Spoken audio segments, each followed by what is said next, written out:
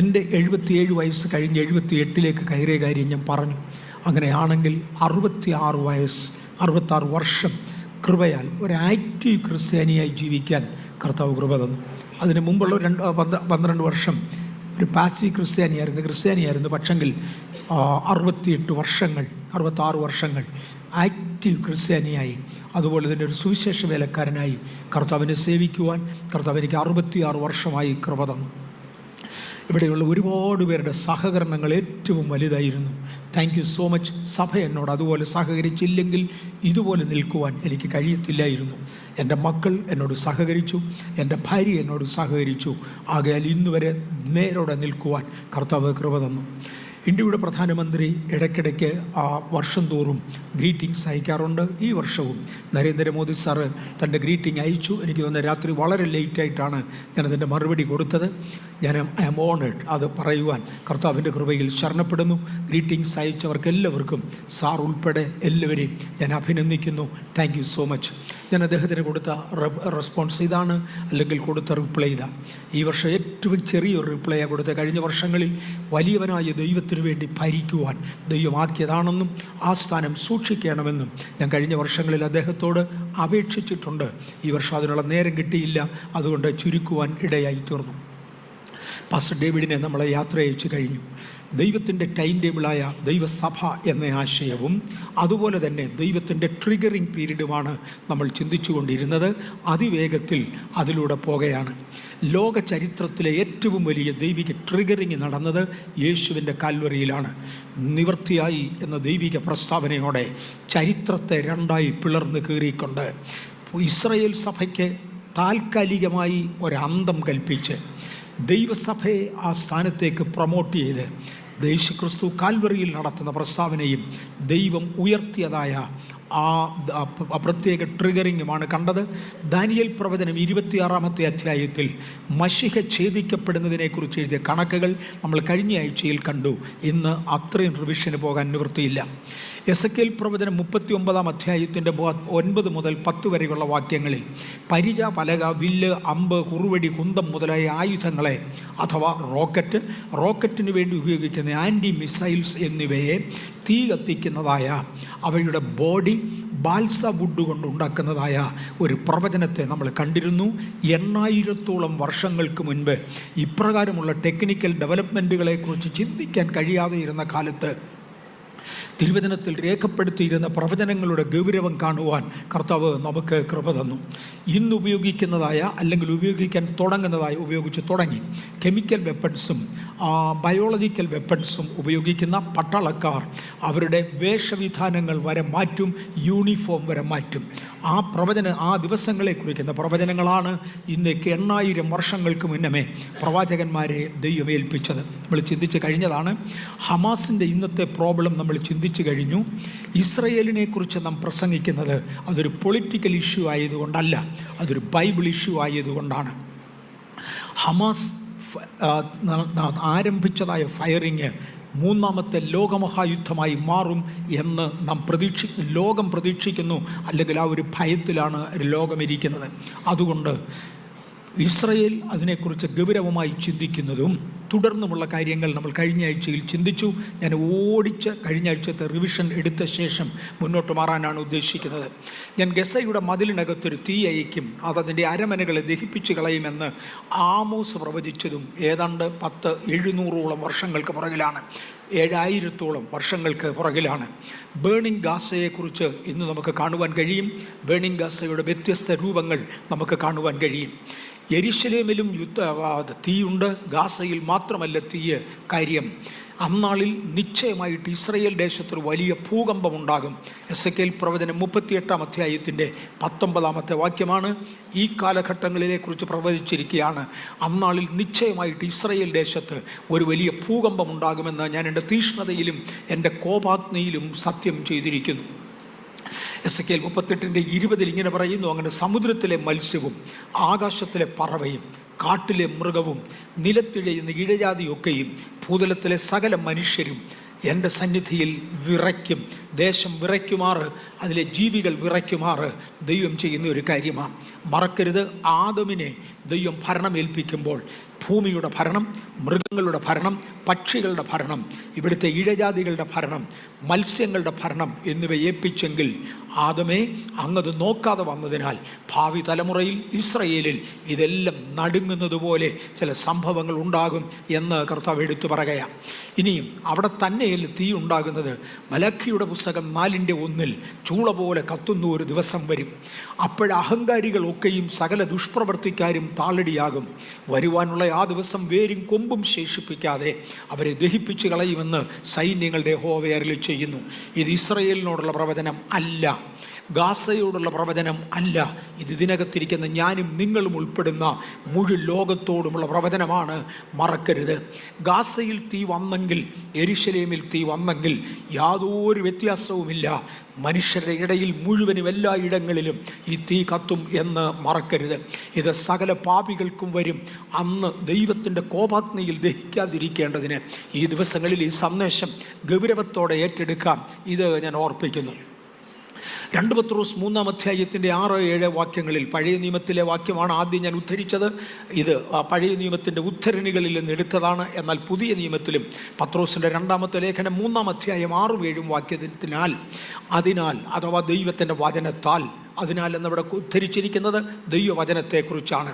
അതിനാൽ ദൈവത്തിൻ്റെ വചനത്താൽ അന്നുള്ള ലോകം ജലപ്രളയത്തിൽ മുങ്ങി നശിച്ചു എന്നും ഇപ്പോഴത്തെ ആകാശവും ഭൂമിയും അതേ വചനത്താൽ തീക്കായി സൂക്ഷിച്ചും ഭക്തികെട്ടവരുടെ ന്യായം സംഭവിപ്പാനുള്ള ദിവസത്തേക്ക് കാത്തുമിരിക്കുന്നുവെന്നും അവർ മനസ്സോടെ മറന്നുകളയുന്നു. പണ്ടൊരിക്കൽ നോഹയുടെ കാലത്ത് ഈ വചനത്താൽ ജലപ്രളയമുണ്ടായി എങ്കിൽ ഇനി ഒരിക്കൽ ഇതേ വചനത്താൽ തീക്കായി ഈ ഭൂമിയെ സൂക്ഷിച്ചിരിക്കുകയാണ് എന്നും ആ തീയിൽ അകപ്പെടാതെ രക്ഷപ്പെടേണ്ടത് നമ്മുടെ കടമയാണ് എന്നും ഓർത്തിരിക്കുക. 3-ാം ലോക മഹായുദ്ധത്തിലേക്ക് വേഗത്തിൽ തിരിയുവാൻ കർത്താവിൻ്റെ കൃപയിൽ ശരണപ്പെടുന്നു. 3-ാം ലോക മഹായുദ്ധത്തെ ഇന്നലെ അധികം വിശദീകരിക്കുകയില്ല. കാരണം ഇന്നലെ പകൽ മുതൽ പരിശുദ്ധാത്മാവ് അതിഗൗരവമായി വേറൊരു വിഷയം തൊടുവാൻ എന്നോട് ആവശ്യപ്പെട്ടു. ഞാനതുകൊണ്ട് 2 വിഷയങ്ങൾ ഞാൻ അവർ 2ഇടത്തും പോകും. കഴിഞ്ഞതിൻ്റെ മുമ്പിലത്തെ ആഴ്ചയിൽ ഞാനത് പ്രിപ്പയർ ചെയ്തു, എടുക്കാൻ കഴിഞ്ഞില്ല. കഴിഞ്ഞ ആഴ്ചയിൽ പ്രിപ്പയർ ചെയ്തു, എടുക്കാൻ കഴിഞ്ഞില്ല. എന്നാൽ ഇന്നലെ ദൈവാത്മാവ് എന്നോട് പറഞ്ഞു, ഇന്ന് വേറെ ഒന്നും എടുത്തില്ലെങ്കിലും നിശ്ചയമായി ഒരു കണ്ടിന്യൂറ്റിയിൽ അവിടം വരെ വന്നേ മതിയാകുകയുള്ളൂ. അതുകൊണ്ട് തൊട്ടു പറഞ്ഞ ശേഷം എനിക്ക് ഇന്ന് പറയുവാനുള്ള ചില വിഷയങ്ങൾ വിശദീകരിക്കും. കർത്താവ് അനുവദിച്ച് മറ്റൊരവസരം ലഭിച്ചാൽ 3-ാം ലോക മഹായുദ്ധത്തെക്കുറിച്ച് വലിയ വിശദീകരണങ്ങൾ പിന്നെ പറയാം. നമ്മൾ കഴിഞ്ഞ ആഴ്ചകളിൽ ചിന്തിച്ചു വന്നതിൻ്റെ ഒരു റിവിഷനായി മാത്രം എടുക്കട്ടെ. 1, ജെൻഡൈൽസ് വൈസ് എബ്രഹാമിൻ്റെ മക്കളും ജാതികളും തമ്മിലുള്ള ഒരു യുദ്ധമായിരിക്കും 3-ാം ലോക മഹായുദ്ധം. അതിൻ്റെ purpose to eliminate gentiles after giving them the full opportunities. ജാതികൾക്ക് യുദ്ധം ചെയ്യുവാനുള്ള 100% സാധ്യതകളും ദൈവമായി അറേഞ്ച് ചെയ്ത് കൊടുത്തുകൊണ്ട് നീ യുദ്ധം ചെയ്ത് തോറ്റവനാണ് എന്നവരോട് പറയേണ്ടതിന് വേണ്ടി അവരെ തോൽപ്പിച്ച് അവരെ നീക്കിക്കളയുക എന്നതാണ് ദൈവിക ഉദ്ദേശം. തുടർന്ന് ദൈവത്തിൻ്റെ രാജ്യം ദൈവമായി തന്നെ ഭരിക്കുവാൻ പുസ്തകങ്ങളുടെ 7 മുദ്രകൾ പൊട്ടിച്ച് ഭൂമിയുടെ ഭരണം യേശു ഏറ്റെടുത്ത് ദൈവത്തിൻ്റെ ഒരു ദിവസമായ മനുഷ്യൻ്റെ 1000 സംവത്സരം ഈ ഭൂമിയിൽ ഭരിക്കുവാൻ ദൈവം അവസരം ഒരുക്കുകയാ. ഇവയാണ് 3-ാം ലോക മഹായുദ്ധം കൊണ്ട് പ്രധാനമായും ദൈവം ആഗ്രഹിക്കുന്നത്. 1-ാം ലോക മഹായുദ്ധവും 2-ാം ലോക മഹായുദ്ധവും അതിനെ തുടർന്ന് 3-ാം ലോക മഹായുദ്ധവും നമ്മൾ ചിന്തിക്കുമ്പോൾ യുദ്ധങ്ങൾ സകല മനുഷ്യർക്കും ദോഷമാണ്. യുദ്ധവും ഒരു ഗുണവും ആർക്കും ചെയ്തിട്ടില്ല. വൻ നാശനഷ്ടങ്ങളാണ് നടക്കുന്നത്. പിന്നെ എന്തുകൊണ്ട് ഇതുപോലുള്ള വൻ യുദ്ധങ്ങൾ ഉണ്ടാകുന്നു? യുദ്ധങ്ങളെക്കുറിച്ച് തിരുവചനം പറയുന്ന ഒരു ജനറൽ സ്റ്റേറ്റ്മെൻറ്റ്, താടിയെല്ലിൽ ചൂണ്ടൽ കൊളുത്തി തമ്പുരാൻ പിടിച്ചുകൊണ്ട് യുദ്ധം ചെയ്യിക്കുകയാ. കാര്യം പലർക്കും അതിൻ്റെ ശിക്ഷ.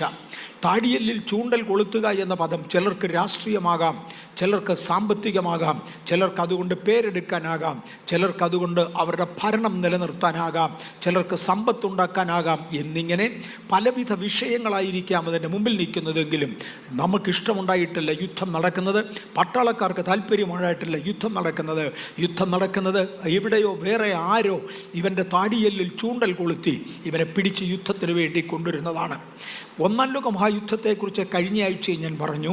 ഇസ്രയേലിന് രാഷ്ട്രീയ ബോധമുണ്ടാക്കാൻ വേണ്ടിയായിരുന്നു ദൈവം ജാതികളുടെ താടിയെല്ലിൽ ചൂണ്ടൽ കൊളുത്തിയത്. ഹിറ്റ്ലറുടെ കാലത്തെ കൂട്ടനാശം മുതൽ, ഹോളോകാസ്റ്റ് മുതൽ ഒരുപാട് പ്രശ്നങ്ങൾ സഹിച്ച ഇസ്രായേലിന് ഇനിയൊരിക്കൽ രാഷ്ട്രീയ ബോധം ഉണ്ടാകുക എന്നത് അസാധ്യമായിരുന്ന ആ സാഹചര്യത്തിൽ അവർക്കൊരു രാഷ്ട്രീയ ബോധം ഉണ്ടാക്കേണ്ടതിന് വേണ്ടി ഒന്നാമത്തെ ലോകമഹായുദ്ധം നടന്നു. രണ്ടാമത്തെ ലോകമഹായുദ്ധം രാഷ്ട്രീയ ബോധത്തിൽ നിന്ന് സാമ്രാജ്യത്തിലേക്ക് അവരെ കടത്തേണ്ടതിനായിരുന്നു. അവരെ ഒരു സാമ്രാജ്യമാക്കി മാറ്റേണ്ടതിന് രണ്ടാമത്തെ ലോകമഹായുദ്ധം ദൈവം നടത്തി. മൂന്നാമത്തെ ലോകമഹായുദ്ധം ഇതര രാഷ്ട്രങ്ങളെ തുടച്ചു മാറ്റിയ ശേഷം ദൈവം തീരുമാനിച്ച ദൈവത്തിൻ്റെ സ്ഥാനത്ത്, ദൈവിക ഹെഡ്ക്വാർട്ടേഴ്സിൽ ദൈവമായി ഭരണാധികാരിയായിരുന്ന് ഇസ്രായേലിനെയും സഭയെയും ഉപയോഗിച്ച് ആ ഭരണം നടത്തുക. ഇതാണ് മൂന്നാമത്തെ ലോകമഹായുദ്ധം കൊണ്ട് ദൈവം ആഗ്രഹിക്കുന്നത്. ഇതുവരെ നമ്മൾ ഏറെക്കുറെ ചിന്തിച്ചതാണ്. ഇനി എസെക്കിയേൽ 38 നോക്കാം. എസെക്കിയേൽ 38 ഓടിച്ചു തൊട്ടതാണ്. ആരെങ്കിലും ഒരാൾ ഇവിടെ വന്ന് സ്റ്റേജിൽ നിന്നിത് മുഴുവൻ വായിക്കണമെന്ന് ഓർത്തു, ഒക്കത്തില്ല, ഇന്നതിനുള്ള സമയം കിട്ടത്തില്ല. അടുത്തൊരവസരം ദൈവം തന്നാൽ അന്ന്, ഇല്ലെങ്കിൽ അവരവരുടെ സമയത്ത് വായിക്കുക. 38 ഒന്നാമത്തെ വാക്യത്തിൽ യഹോവയുടെ അരുളപ്പാട് എനിക്കുണ്ടായത് എന്തെന്നാൽ, മനുഷ്യപുത്ര, രോഷ്, മേശക്, തൂബൽ എന്നിവയുടെ പ്രഭുവായ ഗോഗ് ദേശത്തിലുള്ള മാഗോഗ് ദേശത്തുള്ള ഗോഗിൻ്റെ നേരെ നീ മുഖം തിരിച്ച് അവനെക്കുറിച്ച് പ്രവചിച്ചു പറയേണ്ടത്, യഹോവയായ കർത്താവ് ഇപ്രകാരം അരുളി ചെയ്യുന്നു, രോഷ്, മേശക്, തൂബൽ എന്നിവയുടെ പ്രഭുവായ ഗോഗേ, ഞാൻ നിനക്ക് വിരോധമായിരിക്കുന്നു. ആരാണ് ഈ രോഷ്, ആരാണ് മേശക്ക്? ഉൽപ്പത്തി പുസ്തകം 10-ാമത്തെ അധ്യായത്തിൽ നിന്നും നോഹയുടെ അനന്തര തലമുറകളാണ് ഇവരൊക്കെ എന്ന് നമ്മൾ ഒന്ന് കണ്ടു. അതിനകത്ത് രോഷ് എന്നത് റഷ്യയെ കുറിക്കുന്ന ശബ്ദമാണെന്നും മേശക് എന്നത് മോസ്കോയെ കുറിക്കുന്ന ശബ്ദമാണെന്നും തൂബൽ എന്നത് തുബൽസ്കോയെ കുറിക്കുന്ന ശബ്ദമാണെന്നും പ്രഭു എന്ന പദം തലവൻ എന്ന അർത്ഥത്തിലാണ് ഉപയോഗിച്ചിരിക്കുന്നതെന്നും മാഗോഗ് എന്നത് മംഗോളിയൻ വംശത്തെ കുറിക്കുന്നതാണ് എന്നും ഉൽപ്പത്തി പുസ്തകം 10-ാം അധ്യായത്തിൻ്റെയും ചരിത്രത്തിൻ്റെയും സഹായത്തോടുകൂടെ ഏറെക്കുറെ നമ്മൾ കഴിഞ്ഞ ആഴ്ചയിൽ കണ്ടു. മംഗോളിയൻ വർഗമെന്ന് പറയുമ്പോൾ ചൈനക്കാരും ജപ്പാൻകാരും ഒക്കെ ആ കൂട്ടത്തിൽ ഉൾപ്പെടും എന്ന് മറക്കരുത്. ഒരു സമ്മിശ്ര പുരുഷാരം ഭാരതീയർ അതിനകത്തുണ്ട്. ഒരു സമ്മിശ്ര പുരുഷാരം 39-ാം അധ്യായത്തിൻ്റെ 11-ാമത്തെ വാക്യപ്രകാരം എഴുന്നേറ്റ് വരും. ഗോമർ അഥവാ ജർമ്മനി ആ കൂട്ടത്തിലുണ്ടായിരിക്കും. ഇവരോടെല്ലാം ചേർത്ത് കർത്താവ് പറഞ്ഞു, ഞാൻ നിനക്ക് വിരോധമായിരിക്കുന്നു. പ്രധാനമായും നേതാവായ റഷ്യയോട് പറഞ്ഞു, ഞാൻ നിനക്ക് വിരോധമായിരിക്കുന്നു. ഞാൻ നിൻ്റെ താടിയെല്ലിൽ ചൂണ്ടൽ കൊളുത്തി നിന്നെ 3-ാം ലോക മഹായുദ്ധത്തിനു വേണ്ടി എന്ന എൻ്റെ വാക്കിൽ ഞാൻ നിന്നെ ഈ മഹായുദ്ധത്തിനു വേണ്ടി കൊണ്ടുവരും എന്ന് തിരുവചനം എടുത്തു പറഞ്ഞു. പൊളിറ്റിക്കൽ, രാഷ്ട്രീയ ലോകത്തെക്കുറിച്ച് പറഞ്ഞാൽ ലോകം രണ്ടായി തരം തിരിയും. ഇച്ചിരി വേഗത്തിലാണ് ഞാൻ പോകുന്നതെന്ന് എനിക്കറിയാം. കാര്യം കഴിഞ്ഞ ആഴ്ച നമ്മൾ ഒന്ന് തൊട്ടതാ, അതിൻ്റെ മുമ്പിലത്തെ ആഴ്ചയിലും തൊട്ടതാ. ഇത് പല ആവർത്തിക്കുന്നതോടുകൂടെ ആളുകൾക്ക് മനസ്സിലാകും ലോകം രണ്ടായി തരം തിരിയും. 3-ാം വീഴ്ചയിൽ വീണുപോയ ജാതികൾ, മനുഷ്യന് 3 വീഴ്ചകൾ ഉണ്ടായി. ആദാമിൻ്റെ കാലത്തെ 1-ാം വീഴ്ച, നോഹയുടെ കാലത്തെ 2-ാം പരാജയം, നിമ്രോദിൻ്റെ കാലത്തെ 3-ാം പരാജയം, വീഴ്ച. ഇങ്ങനെ 3 വീഴ്ചകൾ ഉണ്ടായി. 3-ാമത്തെ വീഴ്ചയിൽ പിരിഞ്ഞുപോയ ജാതികളെ, പിരിച്ചുവിട്ട ജാതികളെ എല്ലാം കൂടെ ഒരുമിച്ച് ചേർത്ത് ആ ജാതികളെ ഒരുമിച്ച് നിർത്തി ഒരു വശത്ത് അവരെയും മറുവശത്ത് അബ്രഹാമിൻ്റെ സന്തതിയെയും നിർത്തി ഒരു യുദ്ധം നടത്തി ജയിക്കുക എന്നതായിരിക്കും ദൈവം ചിന്തിക്കുന്നത്. ഇതിനകത്ത് ഇനി മുതലുള്ളത് അല്പം കൂടെ ഗൗരവമാണ്. ഈ കഴിഞ്ഞ ആഴ്ചകളിൽ ഇത്രയും ഗൗരവമായി ചിന്തിക്കാത്ത വിഷയങ്ങളാണ് ഇനി നമ്മൾ മുന്നോട്ട് വരുന്നത്. ഇതിൻ്റെ 1-ാമത്തെ ഫേസിൽ ഇസ്രായേൽ സഖ്യകക്ഷികളും ഒരുമിച്ച് ചേരും. ഓൾറെഡി ചേർന്ന് കഴിഞ്ഞു. ഇസ്രായേലും സഖ്യകക്ഷികളും ഒരുമിച്ച് ചേർന്നു. അത് ഓൾറെഡി ചേർന്ന് കഴിഞ്ഞു. അവർ ചേർന്ന് ഗോഗും സഖ്യകക്ഷികളും ആയവരോട് യുദ്ധം ചെയ്യും. ഇന്ന് സഖ്യകക്ഷികൾ മാത്രമേ ആയുള്ളൂ. ഗോഗ് അതിനകത്ത് ആക്റ്റീവ് ആയില്ല. ഇന്നലത്തെ ന്യൂസും പ്രകാരം ഗോഗ് അല്ലെങ്കിൽ റഷ്യ പാർഷ്യലി പാർട്ടിസിപ്പേറ്റ് ചെയ്ത് തുടങ്ങി. ഇന്നലത്തെ ന്യൂസും പ്രകാരം റഷ്യ പാർഷ്യലി പാർട്ടിസിപ്പേറ്റ് ചെയ്ത് തുടങ്ങി. അവർ വന്നേ മതിയാകെയുള്ളൂ. അതിൻ്റെ രണ്ടാമത്തെ ഫേസിൽ അതിൻ്റെ സൂചനകൾ കാണുന്നുണ്ട്. ഇസ്രായേൽ ഒറ്റയ്ക്ക് മശിഹയുടെ കൂടെ കീഴിലും ബാക്കി മുഴുവൻ ലോകരാജ്യങ്ങളും ചേർന്ന് അന്തിക്രിസ്തുവിൻ്റെ എതിർക്രിസ്തുവിൻ്റെ കൂടെ കീഴിലും ഒരുമിച്ച് നിരന്നുകൊണ്ട് തമ്മിൽ ഒരു യുദ്ധം നടക്കും. Seems the world might change now. ആ ചേഞ്ചിലേക്ക് നാം വന്നുകൊണ്ടിരിക്കുകയാണ്. എത്രയധികം വിശുദ്ധ ജീവനവും ഭക്തിയുമുള്ളവരായി നാം പോകണമെന്ന് ഈ കാര്യങ്ങൾ നമ്മെ ഓർമ്മിപ്പിക്കുന്നു. ലോകം ആ ചേഞ്ചിൻ്റെ നടുവിലാണ്. മനസ്സിലാക്കേണ്ടതിന് വേണ്ടി ബഥേലിൽ മനസ്സിലാക്കാത്ത കാര്യങ്ങളൊന്നുമില്ല. ജൈൻ നിമ്രോദ് ആരംഭിച്ച തൻ്റെ പ്രസ്ഥാനം, ഞാൻ സ്വർഗത്തിൽ കയറും, എൻ്റെ സിംഹാസനം അത്യുന്നതൻ്റെ സിംഹാസനത്തിന് മീതെ വെക്കുമെന്ന് സാത്താൻ പറഞ്ഞ ആശയത്തെ ചേർത്തുകൊണ്ട് ചക്രവർത്തിയായി മാറിയതായ നിമ്രോദ് ആകാശത്തേക്കൂടെ ഇൻഫ്ലുവൻസ് ചെയ്ത് കീഴടക്കി ഈ ഭൂമിയുടെ ഭരണം സാത്താൻ്റെ കയ്യിൽ ഏൽപ്പിക്കും എന്ന് തീരുമാനിച്ച അവനെ ഒരു വശത്ത് നിർത്തി അവനാണ് ഭൂരാജാക്കന്മാർക്ക് അധിപതിയായ ഒന്നാമത്തെ ചക്രവർത്തിയായി രംഗപ്രവേശനം ചെയ്തത്. അന്ന് ദൈവം ഭൂമിയെ ഏതാണ്ട് 25 ലക്ഷം കഷണങ്ങളായി തിരിച്ചു.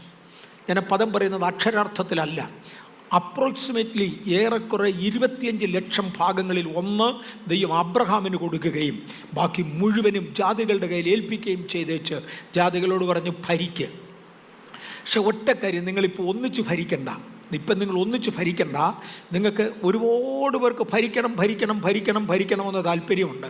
അതുകൊണ്ടൊരു കാര്യം ചെയ്യ്, നിങ്ങൾ തൽക്കാലത്തേക്ക് 1000 ജാതികളായി നിന്ന് എല്ലാവരും അങ്ങോട്ട് ഭരിക്കുക. ഒറ്റ ഒരുത്തനെങ്കിലും കറപ്ഷൻ ഇല്ലാത്ത, പക്ഷഭേദമില്ലാത്ത യോഗ്യമായൊരു ഭരണം കുറഞ്ഞ പക്ഷം ഇന്നത്തെ നമ്മുടെ കാലഘട്ടത്തിൽ 5 വർഷത്തേക്കെങ്കിലും കൊടുക്കാൻ കഴിയുമെന്ന് നോക്കണം. നിന്നെക്കൊണ്ട് നടക്കത്തില്ല. കാര്യം അന്ധകാരത്തിൻ്റെ അധിപതി ഭരിക്കുന്ന ഒരു കാലം, അവൻ്റെ കീഴിൽ നിന്ന് ഭരിക്കുന്ന ഒരു വ്യക്തിക്ക് യോഗ്യമായൊരു ഭരണം കാഴ്ചവെക്കുവാൻ കഴിയുകയില്ല. നിങ്ങൾ ചെയ്തോളാൻ പറഞ്ഞു, അവരെ പിരിച്ചുവിട്ടു. എന്നാൽ ദൈവം ഇനിയൊരിക്കൽ അവരെ ഒരുമിച്ച് ചേർക്കും. ചേർന്നുകൊണ്ട് പറയും, നിമ്രോദിൻ്റെ നേതൃത്വത്തിൽ നിങ്ങൾക്ക് ഒരുമിച്ച് ചേരാം, അല്ലെങ്കിൽ വൺ വേൾഡ് ഗവൺമെൻറ് ഫോം ചെയ്യാം. നമ്മളവിടെ വരും. എന്നിട്ട് നിങ്ങൾ ഒരുമിച്ച് എൻ്റെ ജനമായ ഇസ്രായേലിനോട് യുദ്ധം ചെയ്യണം. അന്ന് ഞാൻ ഇസ്രായേലിനെ കൊണ്ട് മറ്റുള്ളവരെ തകർത്ത് കളയും. നിന്നാൽ ഞാൻ ജാതികളെ തകർത്ത് കളയും. നിന്നാൽ ഞാൻ കുതിരയെയും അതിൻ്റെ മേൽ കയറിയവനെയും തകർക്കും. നിന്നാൽ ഞാൻ ജാതികളെ തീർത്തെറിയും എന്ന് കർത്താവ് ഇസ്രായേലിനോട് പറഞ്ഞു. 25 ലക്ഷം ഭൂഭാഗം അബ്രഹാമിന് കൊടുക്കുകയും ബാക്കിയുള്ളത് മുഴുവനും ജാതികൾക്കായി കൊടുക്കുകയും ചെയ്ത ഭയങ്കര ട്രിഗറിങ് ദൈവം അവിടെ വെച്ച് നടത്തുകയുണ്ടായി. ഇനിയും സഭയും രണ്ടായി തിരിയും. ഇവിടെ മുതലാണ് എടുക്കാൻ പരിശുദ്ധാത്മാവ് പറഞ്ഞത്. സഭയും രണ്ടായി തിരിയും. ലോകം മാത്രമല്ല, സഭയും രണ്ടായി തിരിയും.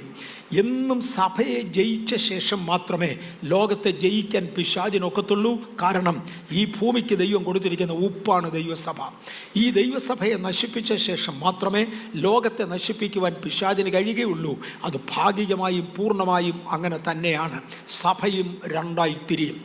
ഒന്ന്, ഗൗരവമായി ദയവായി ശ്രദ്ധിച്ചാലും, പത്യോപദേശവും വിശുദ്ധിയും കാക്കുന്നവർ പരിശുദ്ധാത്മാവിനോടൊപ്പം ഈ ഭൂമിയിലായിരിക്കും. നാം ആ കൂട്ടത്തിലായിരിക്കേണ്ടതിന് അങ്ങേയറ്റം താല്പര്യപ്പെടുന്നു. 1 തീമോഥെയോസ് 6-ാം അധ്യായത്തിൻ്റെ 3-ാമത്തെ വാക്യത്തിൽ നമ്മുടെ കർത്താവായ യേശു ക്രിസ്തുവിൻ്റെ പത്യോപദേശവും ഭക്തിക്കൊത്ത ഉപദേശവും അനുസരിക്കാതെ അന്യഥ ഉപദേശിക്കുന്നവർ ഉണ്ട്. ആ പദം ഒന്നുകൂടെ ശ്രദ്ധിക്കണേ. നമ്മുടെ കർത്താവായ യേശു ക്രിസ്തുവിൻ്റെ പത്യവചനവും, അതായത് ദൈവവചനവും, ഭക്തിക്കൊത്ത ഉപദേശവും. അപ്പോൾ ഭക്തിക്കൊത്ത ഉപദേശമുണ്ട്, ഭക്തിക്കൊക്കാത്ത ഉപദേശമുണ്ട്. ദൈവത്തിൻ്റെ പത്യവചനത്തിൽ, സത്യവചനത്തിൽ ഭക്തിക്കുള്ള ഉപദേശത്തെക്കുറിച്ച് പറയുമ്പോൾ ഏറ്റവും എളുപ്പം മനസ്സിലാകുന്ന സിമ്പിൾ കാര്യങ്ങളിലോട്ട് പോവുക. പുരുഷന്മാർ പ്രാർത്ഥിക്കുമ്പോൾ തല മൂടരുത്, ഭക്തിക്കൊത്ത ഉപദേശമാണ്. സ്ത്രീകൾ പ്രാർത്ഥിക്കുമ്പോൾ തല മൂടയണം, ഭക്തിക്കൊത്ത ഉപദേശമാണ്. വിശ്വസിക്കുന്നവർ പിതാവിൻ്റെയും പുത്രൻ്റെയും പരിശുദ്ധാത്മാവിൻ്റെയും നാമത്തിൽ സ്നാനമേൽക്കണം, ഭക്തിക്കൊത്ത ഉപദേശമാണ്. എങ്ങനെയെങ്കിലും സ്നാനം ഏറ്റാൽ നല്ലത്, ഏറ്റില്ലെങ്കിലും വിശ്വാസകർമ്മമാണ്. ഓക്കെ, അതിനകത്ത് സ്നാനത്തിൻ്റെ ആവശ്യമില്ല, ഭക്തിക്ക് ഉതകാത്ത ഉപദേശമാണ്.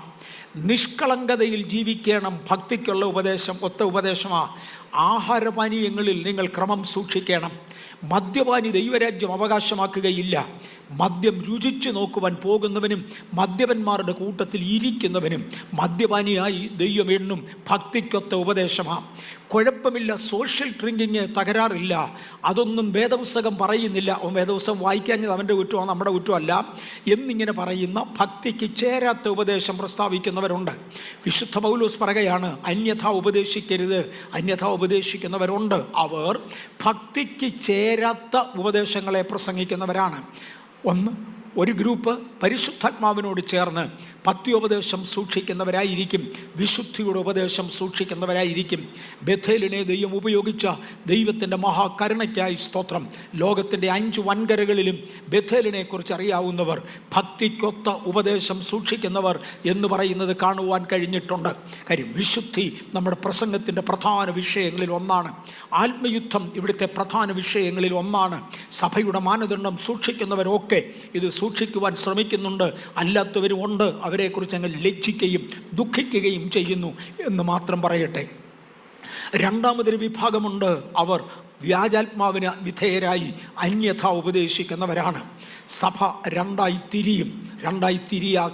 കഴിയാറായി, ഏറെക്കുറെ തിരിഞ്ഞ് കഴിയാറായി. അല്ലാത്തവർ വ്യാജാത്മാവിനോടൊപ്പം പ്രവർത്തിക്കുന്നവരെ കുറിച്ചൊരു വിശദീകരണം 2 തീമോത്തിയോസ് 4-ാം അധ്യായത്തിൻ്റെ 1 മുതൽ 5 വരെയുള്ള വാക്യം ദയവായി ഒന്ന് വായിക്കാമെങ്കിൽ ഉപകാരമായിരുന്നു. 1 മുതൽ 5 വരെയുള്ള വാക്യം. അന്ത്യകാലത്ത് ദുർഘട സമയങ്ങൾ വരുമെന്നറിയുക. മനുഷ്യർ സ്വസ്നേഹികളും ദ്രവ്യാഗ്രഹികളും വമ്പ് പറയുന്നവരും അഹങ്കാരികളും ദൂഷകന്മാരും അമ്മയപ്പന്മാരെ അഥവാ അധികാരത്തെ അനുസരിക്കാത്തവരും നന്ദികെട്ടവരും അശുദ്ധരും വാത്സല്യമില്ലാത്തവരും ഒക്കെയായി മാറുമെന്ന് കാണാം. ദയവായി 1 മുതൽ 5 വരെയുള്ള വാക്യങ്ങൾ വായിച്ചാട്ടെ. 2 തീമോത്തിയോസ് 4-ാം അധ്യായം 1 മുതൽ 5 വരെയുള്ള വാക്യങ്ങൾ.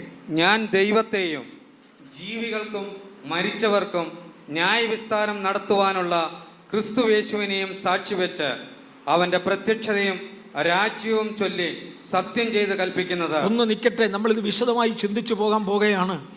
ഇത്ര കഠിനമായ ഭാഷ പൗലോസ് ഉപയോഗിക്കുന്ന അധിക രംഗങ്ങളില്ല. ഞാൻ ദൈവത്തെ സാക്ഷി നിർത്തി, ദൈവവചനത്തെ സാക്ഷി നിർത്തി, ന്യായം വിധിക്കുവാൻ എഴുന്നേറ്റ് വരുന്ന യേശുവിനെ സാക്ഷി നിർത്തി പറയുന്നതാ. ഒന്നുകൂടെ വായിച്ചാട്ട വാക്യം.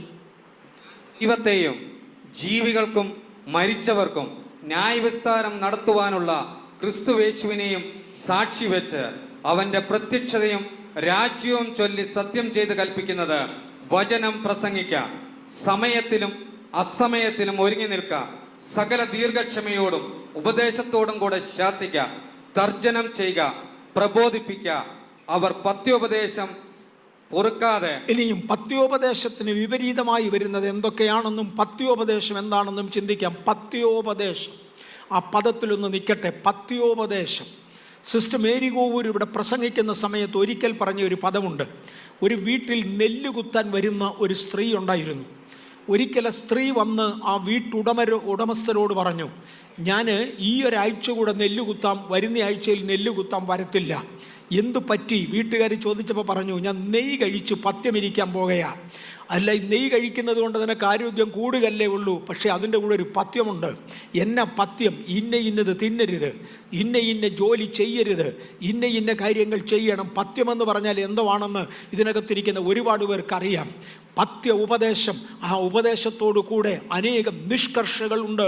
ദൈവത്തിൻ്റെ വചനം കുത്തഴിഞ്ഞ പുസ്തകമല്ല, ഉപദേശം കുത്തഴിഞ്ഞ പുസ്തകമല്ല, അതിൻ്റെ നിബന്ധനകളുണ്ട്. അവർ പഥ്യോപദേശം പൊറുക്കാതെ, വായിച്ചാട്ടെ, പൊറുക്കാതെ കർണരസകമാകാറ് സ്വന്തം മോഹങ്ങൾക്കൊത്തവണ്ണം ഉപദേഷ്ടാക്കന്മാരെ പെരുക്കുകയും. ഒരുപാട് ഉപദേഷ്ടാക്കന്മാർ കർണരസമാകുമാറ് പ്രസംഗിക്കുന്നവരുണ്ട്. കഴിവുണ്ടെങ്കിൽ അങ്ങനെയുള്ളവരുടെ മെസ്സേജ് ശ്രദ്ധിക്കരുത് എന്ന് ഞാൻ പലരോടും ആവശ്യപ്പെടും. കാര്യം നമ്മുടെ സമയം കൊല്ലുകയാണ്. പെന്തക്കോസ്തിൻ്റെ ആരംഭകാലത്തെങ്കിൽ ചീട്ട് കളിക്കുന്നവരെ പെന്തക്കോസ്ത് അംഗീകരിക്കുകയില്ലായിരുന്നു. പക്ഷെ ചെസ് കളിയെക്കുറിച്ച് അന്ന് ഞാൻ കേട്ടിട്ടില്ല. ഞാൻ ഒന്നുകൂടെ ആവർത്തിക്കാം. ചീട്ട് കളിക്കുന്നവരെ പെന്തക്കോസ്തുകാർ അംഗീകരിക്കത്തില്ലായിരുന്നു. കാര്യം സമയം കൊല്ലുകയാണ്. പക്ഷെ ചെസ് കളിയെക്കുറിച്ച് ഒരു പെന്തക്കോസ്തുകാരനും പറയാതിരുന്നത് കൊണ്ട് ഞങ്ങൾക്ക് ചെസ് കളിക്കാൻ അവസരം കിട്ടിയപ്പോൾ ഞാൻ ചെസ് കളി പഠിച്ചു. പക്ഷെ താമസിക്കാതെ പരിശുദ്ധാത്മാവ് ദർശനങ്ങളിൽ എന്നോട് ഇടപെട്ടേച്ച് എന്നോട് പറഞ്ഞു, ലോകക്കാരൻ്റെ വഴിയെ നടന്നാൽ ലോകക്കാരനെ പോലെ നീ മാറും. ആത്മീകനെ പോലെ നിൽക്കണമെങ്കിൽ നിൻ്റെ സമയം നഷ്ടമാക്കരുത്. എൻ്റെ സമയത്തിന് വിലമുണ്ട്. അന്യഥാ ഉപദേശിക്കരുത്. പത്യോപദേശത്തിന് ചേരാത്തത് പറയരുത്. അവർ കർണരസമാകുമാറ് പ്രാസങ്ങൾ ചേർത്തും. അത് ചെയ്താലും ഇത് ചെയ്താലും കുഴപ്പമില്ല എന്ന് ഒന്നുകിൽ ജീവിതം കൊണ്ട് ദുർസാക്ഷ്യം വഹിച്ചും ഇല്ലെങ്കിൽ പരസ്യമായി പ്രസംഗിച്ചും ജനത്തെ വഞ്ചിച്ച് കളയുന്ന ആളുകൾ എഴുന്നേറ്റ് വരും. അവർ കർണരസമായി പ്രസംഗിക്കും. പിന്നെ സ്വന്തം മോഹങ്ങൾക്കൊത്തവണ്ണം ഉപദേഷ്ടാക്കന്മാരെ പെരുക്കുകയും. എനിക്കിഷ്ടമുള്ളത് പറയുന്ന ഉപദേഷ്ടാവിനെ വിളിച്ചുകൊണ്ട് വരും, അദ്ദേഹത്തെ പെരുക്കും. കാര്യം അങ്ങേര് വന്ന് ഇങ്ങനെ പറഞ്ഞു. ഞാൻ ഒരു സ്ഥലത്ത് ആഭരണങ്ങളെക്കുറിച്ച് ശുശ്രൂഷിക്കുമ്പോൾ തിരുവചനം അതിനെക്കുറിച്ച് എന്തു പറയുന്നുവെന്നും തിരുവചനത്തിന് വിപരീതമായി പലതും നടക്കുവാനുള്ള കാരണം എന്താണെന്നും എടുത്തു പറഞ്ഞു. അടുത്ത ദിവസം വേറൊരു മനുഷ്യൻ അതേ വീട്ടിലെത്തി.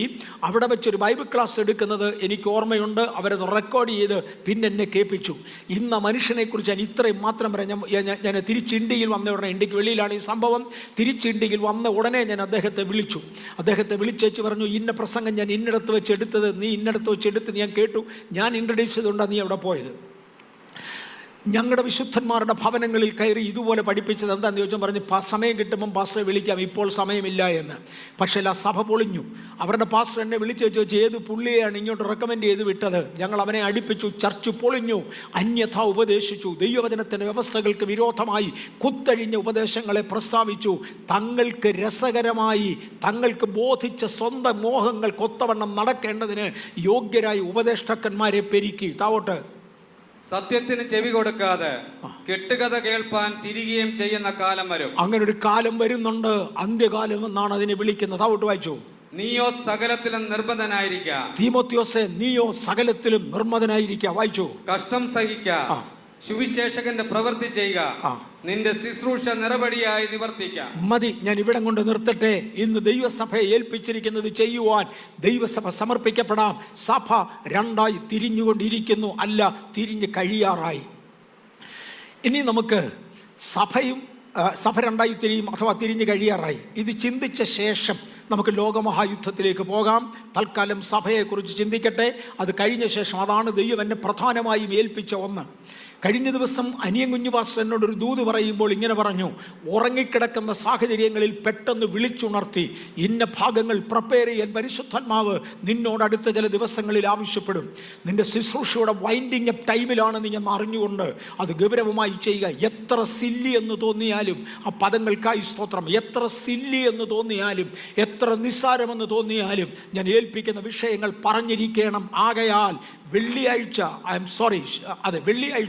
എന്നെ ഉറക്കത്തിൽ നിന്ന് വിളിച്ചുണർത്തി പരിശുദ്ധാത്മാവ് ഇടപെട്ട ചില ആശയങ്ങളാണ്.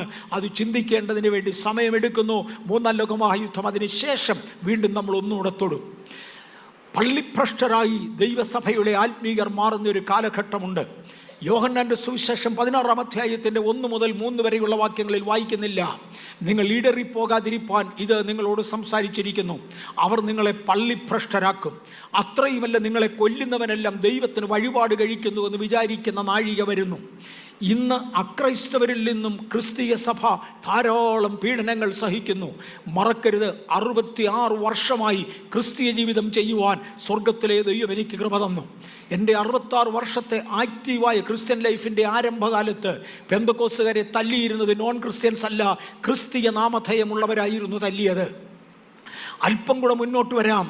പരിശുദ്ധാത്മാവിൻ്റെ പ്രവർത്തനങ്ങൾ സഭയ്ക്കകത്തായപ്പോൾ ആരെങ്കിലും ആത്മീകരായ ദൈവദാസന്മാരെ കുറിച്ച് അപവാദം പറയുന്നതും അവരെ പള്ളിഭ്രഷ്ടരാക്കുന്നതും ഇന്നാരെയും പ്രസംഗത്തിന് വിളിക്കരുതെന്ന് പറയുന്നതും, അതെ, ദൈവജനത്തെ പള്ളിഭ്രഷ്ടരാക്കിയ, ആത്മീയരെ പള്ളിഭ്രഷ്ടരാക്കിയ കഴിഞ്ഞ കാലം കണ്ട് അനുഭവത്തിൽ നിന്ന് വിളിച്ചു പറയുവാൻ 66 വർഷം ക്രിസ്തുമണ്ഡലത്തിൽ നിർത്തിയ ദൈവത്തെ നന്ദിയോടെ വാഴ്ത്തുകയാണ്. യേശു പറഞ്ഞു, 1, അവർ നിങ്ങളെ പള്ളിഭ്രഷ്ടരാക്കും. അവിടെ കൊണ്ട് തീർന്നില്ല, നിങ്ങളെ കൊല്ലുന്നവൻ ദൈവത്തിന് വഴിപാട് കഴിക്കുന്നുവെന്ന നാഴിക വരുന്നു. ഈ ദിവസങ്ങളിൽ അത് വിളിച്ചു പറഞ്ഞാൽ നമുക്ക് നന്നായി മനസ്സിലാകും. കഴിഞ്ഞ ദിവസം മീഡിയയിൽ ഒരു ക്വസ്റ്റ്യൻ ഇങ്ങനെ കണ്ടായിരുന്നു, മുസ്ലിം മതത്തെക്കുറിച്ച് തിരുവചനം പറയുന്നുണ്ടോ? ഇല്ല.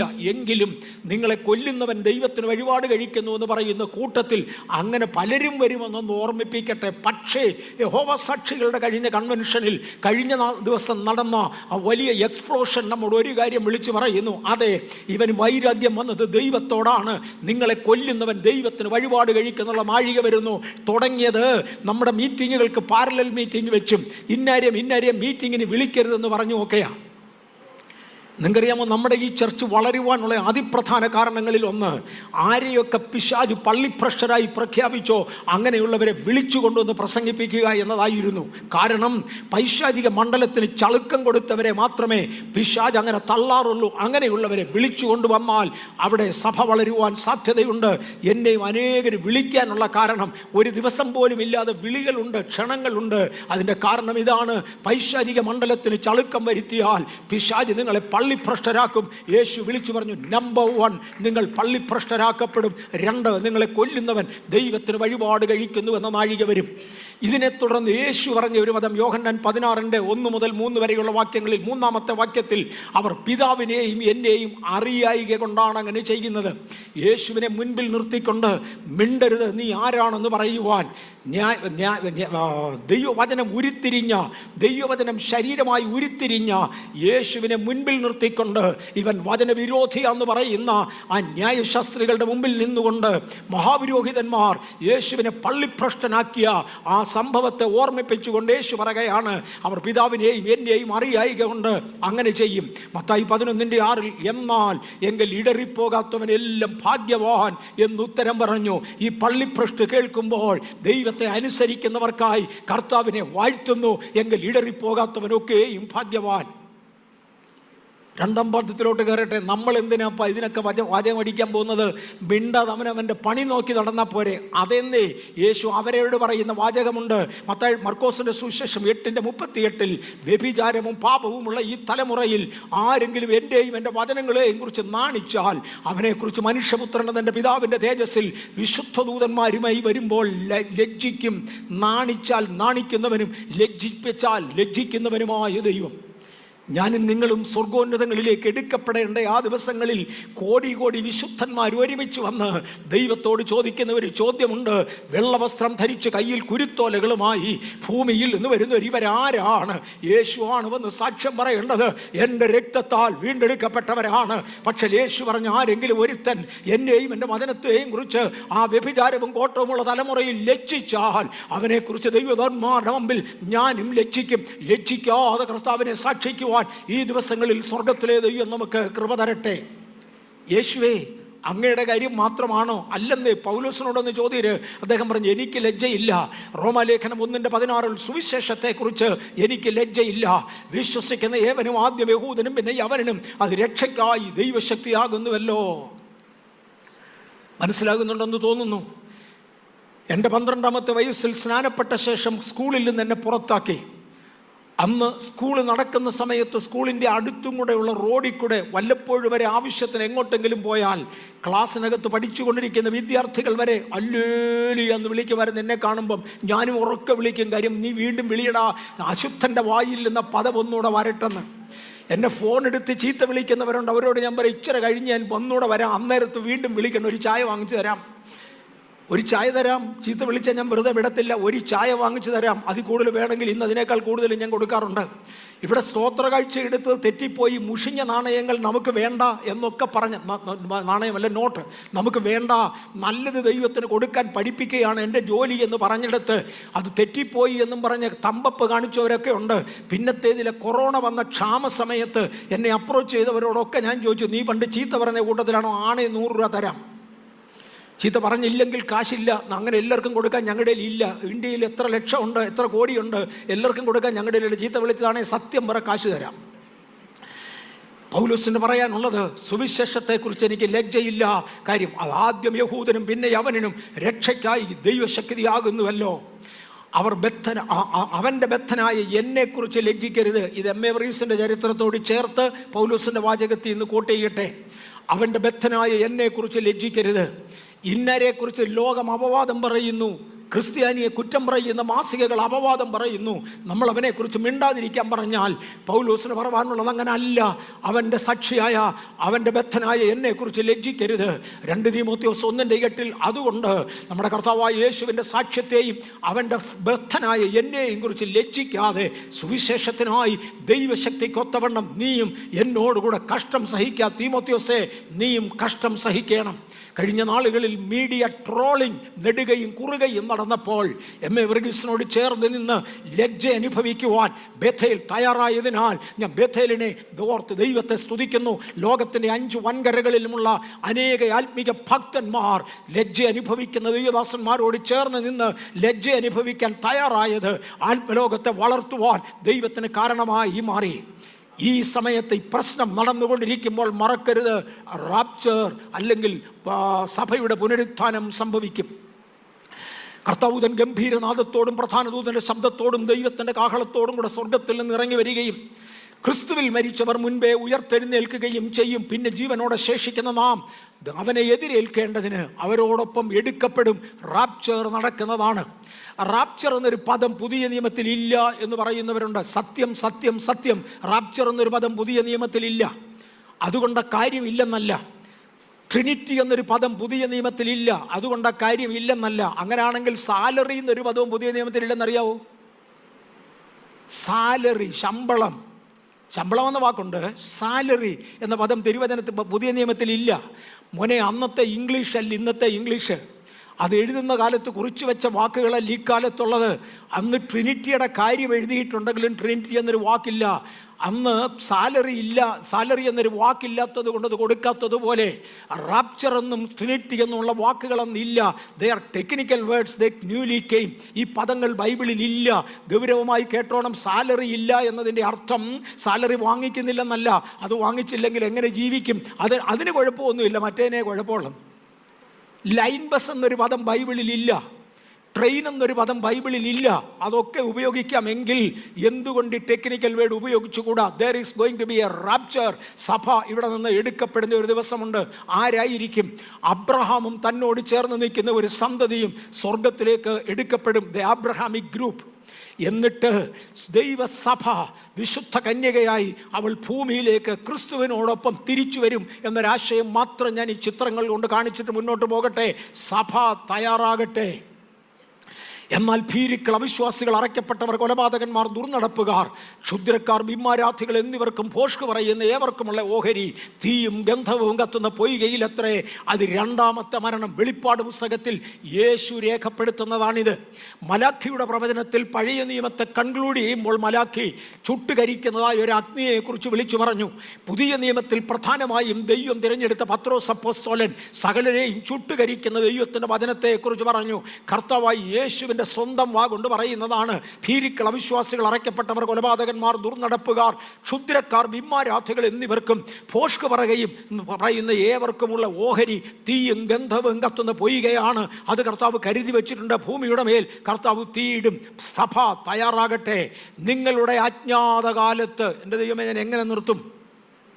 നിങ്ങളുടെ അജ്ഞാതകാലത്ത് നടന്നിരുന്ന, നിങ്ങളുടെ മോഹങ്ങളെ ആശ്രയിച്ച് നടന്നിരുന്ന ആ നടപ്പ്, പരിശുദ്ധാത്മാവിനെക്കുറിച്ചുള്ള പരിജ്ഞാനമില്ലാതിരുന്ന കാലത്ത് ഒരുപാട് ലോകമോഹത്തിൽ നടന്നവർ നമ്മുടെ ഇടയിലുണ്ട്. കാരണം പരിശുദ്ധാത്മാവിനെക്കുറിച്ചുള്ള ബോധം എന്തുകൊണ്ടോ അവർക്കില്ലാതെ പോയി. നിങ്ങളുടെ അജ്ഞാതകാലത്തുണ്ടായിരുന്ന മോഹങ്ങളെ മാതൃകയാക്കാതെ എല്ലാ നടപ്പിലും വിശുദ്ധരാകുവീൻ. നിങ്ങളുടെ പ്രവാസകാലം ഭയത്തോടെ കഴിപ്പീൻ. വിശുദ്ധി എന്ന പദത്തിൻ്റെ ഒന്നാമത്തെ അർത്ഥം വേർപാടെന്നാണ്. ദൈവം 7-ാം നാളിനെ ശുദ്ധീകരിച്ചു എന്നിട്ട് പറഞ്ഞ് അന്ന് സാമാന്യ വേല ചെയ്യരുത്. വേർപാടിനെയാണ് വിശുദ്ധി എന്ന് വിളിക്കുന്നത്. യോശുവയുടെ പുസ്തകം 24:15 ഞാനും എൻ്റെ കുടുംബവുമോ ഞങ്ങളെ യഹോവയെ സേവിക്കും. നിങ്ങൾക്ക് 1-2 ഓപ്ഷൻസ് ഉണ്ട്. ഒന്നുകിൽ മിസ്രയീമിൽ നിങ്ങൾ സേവിച്ചിരുന്ന ദൈവങ്ങളെ സേവിക്കാം, ഇല്ലെങ്കിൽ നദിക്ക് അക്കരെ കണ്ട ജാതികൾ സേവിച്ചിരുന്ന ദൈവങ്ങളെ സേവിക്കാം. 3 യഹോവയെ ദൈവത്തെ സേവിക്കാം. ഞാനും എൻ്റെ കുടുംബവുമോ ഞങ്ങൾ യഹോവയെ സേവിക്കും. ഇന്ന് പകൽ കുടുംബമായി യഹോവയെ സേവിപ്പാൻ ഇറങ്ങിത്തിരിച്ച വിശുദ്ധന്മാർക്കായി ഞാൻ ദൈവത്തെ സ്തുതിക്കുന്നു. സഭ തയ്യാറാകട്ടെ.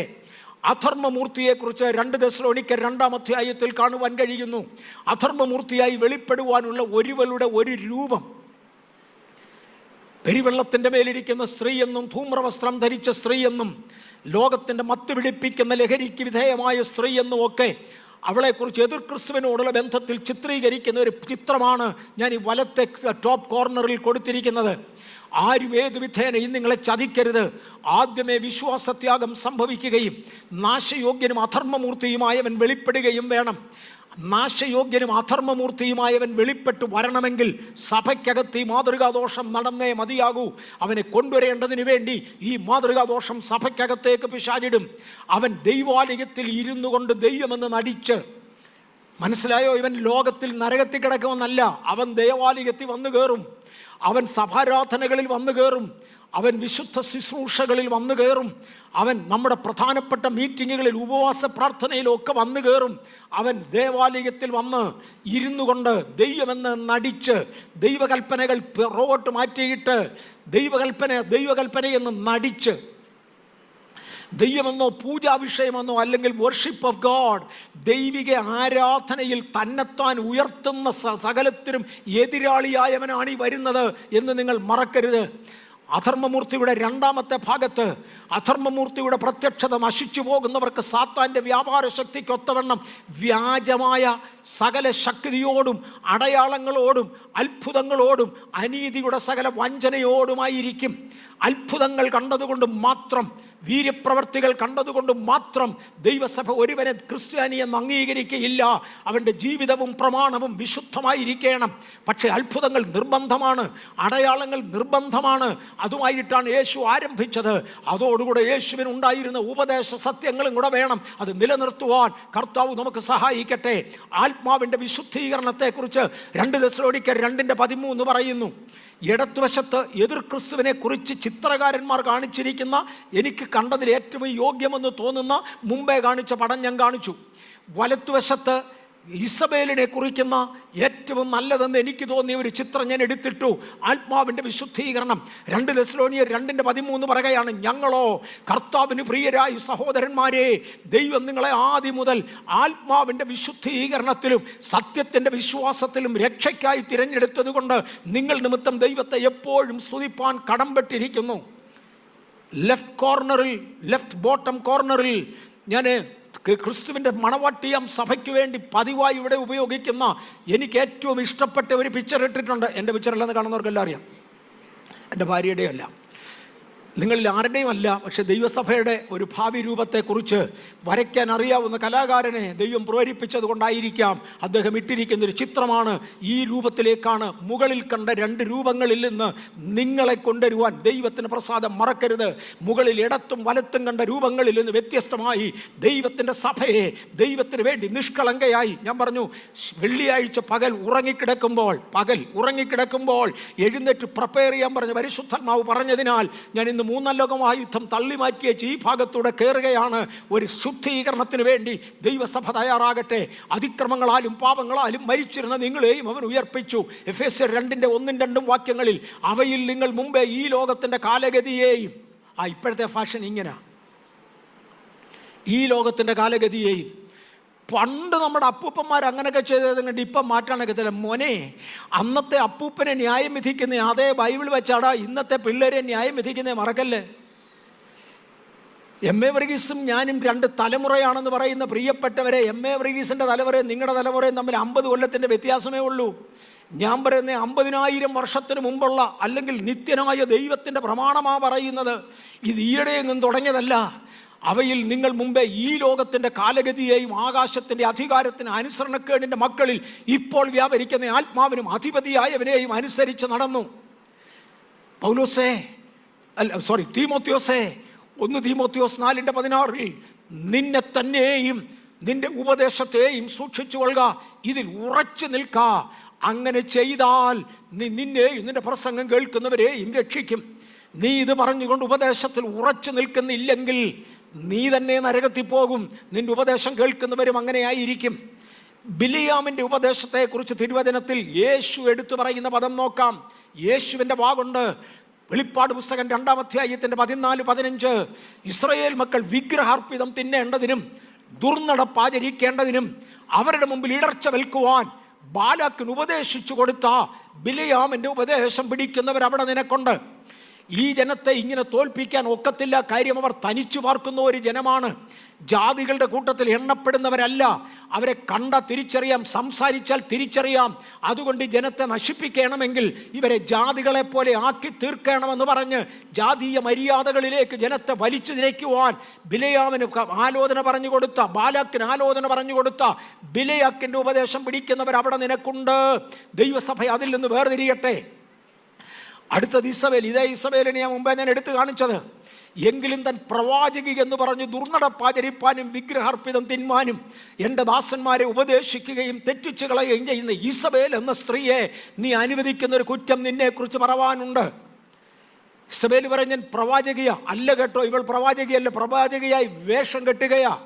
ദുരാത്മാവിനാൽ ബാധ്യതയാണവൾ, അന്യദൈവ ശക്തികളാൽ ബാധ്യതയാണവൾ. പക്ഷേ ഇവൾ യഹൂദൻ്റെ ഉപവാസ പ്രാർത്ഥനയ്ക്ക് പോകുമെന്നറിയാമോ? നാബാലിനെ കൊന്നുകളയേണ്ടതിന് വേണ്ടി അവൾ യഹൂദന്മാരുടെ ഉപവാസ പ്രാർത്ഥന വിളിച്ചുകൂട്ടി. ഉപവാസ പ്രാർത്ഥന സ്പോൺസർ ചെയ്തവളാണ്, അതിനകത്ത് ശുശ്രൂഷിച്ചവളാണ്. പക്ഷേ അതോടുകൂടെ ദൈവത്തിൻ്റെ ദാസനായ നാബാലിനെ കല്ലെറിയുവാൻ അവൾ വഴിയൊരുക്കിയവളാണ്, മറക്കരുത്. ആ സ്റ്റാൻഡേർഡിലേക്ക് വരും. ഈസബേലിൻ്റെ ഉപദേശം പിടിക്കുന്നവർ ഇവിടെ ഉണ്ട്, മറക്കരുത്. ലോകത്തിൻ്റെ മര്യാദയ്ക്കൊത്തവണ്ണം വെളിപ്പാട് പുസ്തകം 17-ാം അധ്യായത്തിൻ്റെ 4-ാമത്തെ വാക്യപ്രകാരം arrayed with all purple scarlet color and gilded with gold and precious stones, വിലയേറിയ വസ്ത്രങ്ങളും പൊന്നും രത്നവും അണിഞ്ഞുകൊണ്ട് നിന്ന ജഡികയായ ഒരു പെൺകുട്ടിയെ വെളിപ്പാട് പുസ്തകം 19:8 കാണുന്നത് പോലെ she may be the bride of Christ, സുപ്രവസ്ത്രം ധരിച്ചവളായ ദൈവിക കന്യകയായി ഒരു വ്യക്തിത്വത്തെ മാറ്റിയെടുക്കുന്നതാണ് സഭയുടെ ചുമതല. അതാണ് സഭ നോക്കിക്കൊണ്ടിരിക്കുന്നത്. പലരും ഈ മാർക്ക് തിരിച്ചിട്ടു, മനസ്സിലായോ? പലരും ഈ മാർക്ക് തിരിച്ചിട്ട് ഈ ആരോ മാർക്ക് ഇപ്പം ഞാൻ ഇടത്തുനിന്ന് വലത്തോട്ടാണ് കൊടുത്തത്, പലരും അത് വലത്തുനിന്ന് ഇടത്തോട്ടാക്കാറുണ്ട്. പുതിയ നിയമത്തിൽ ദൈവസഭയെ കാണുന്നത് ഇങ്ങനെയാണ്. Who are those white in white Rob? 7-ാം അധ്യായം 13-14 വാക്യങ്ങളിൽ വായിക്കുന്നില്ല. വെള്ളവസ്ത്രം ധരിച്ചിരിക്കുന്ന ഇവൾ ആരാണ്? അണ്ട് ഇടത്തുവശത്തൊരു ദൂതൻ നിന്ന് നോക്കുന്നത് കാണാം. ആരുടെയൊക്കെ നെറ്റിമേലാണ് 666 ഉള്ളത്. 666 കേവലം ചിപ്പായി അവതരിപ്പിക്കണമെന്നില്ല. 666 വരയും കൊരയും പൊട്ടും പുള്ളിയും. മനസ്സിലാക്കുന്നുണ്ടാവും അല്ലേ? അവിടെ വെച്ച് കെട്ടിയതും ഇവിടെ വെച്ച് കെട്ടിയതും അവിടെ അണിഞ്ഞതും ഇവിടെ അണിഞ്ഞതും കഴുകിയതും കുളിച്ചതും കിഴിച്ചതും എല്ലാം ഈ കൂട്ടത്തിൽ പെടുന്നതാണ്. ഇത് നോക്കുവാൻ സ്വർഗത്തിൽ നിന്ന് ദൂതന്മാരെ ആക്കിയിട്ടുണ്ട്. ശുഭ്രവസ്ത്രം ധരിച്ചവളായ ദൈവിക മണവാട്ടിയായി മാറുവാൻ എൻ്റെ സഭയെ ഞാൻ യേശുവിൻ്റെ നാമത്തിൽ അനുഗ്രഹിക്കുന്നു. ചിലരും കൂടെ ദൈവകൃപയിലേക്ക് വരട്ടെ. റാപ്ചർ, കർത്താവൂതൻ ഗംഭീരനാദത്തോടും പ്രധാന ദൂതൻ്റെ ശബ്ദത്തോടും ദൈവത്തിൻ്റെ കാഹളത്തോടും കൂടെ സ്വർഗത്തിൽ നിന്ന് ഇറങ്ങി വരികയും ക്രിസ്തുവിൽ മരിച്ചവർ മുൻപേ ഉയർത്തെഴുന്നേൽക്കുകയും ചെയ്യുവീൻ. അന്ന് നാം ഇടുക്കുവാതിലൂടെ കയറേണ്ടവരാണ്. നാശത്തിലേക്ക് പോകുന്ന വാതിൽ വീതിയുള്ളതും വിശാലവും, അതിൽ കൂടെ കടക്കുന്നവർ അനേകരുമാണ്. പക്ഷെ ഇടുക്കുവാതിലൂടെ കടക്കുവാൻ സ്വർഗത്തിലെ ദൈവം നമുക്ക് കൃപ തരട്ടെ.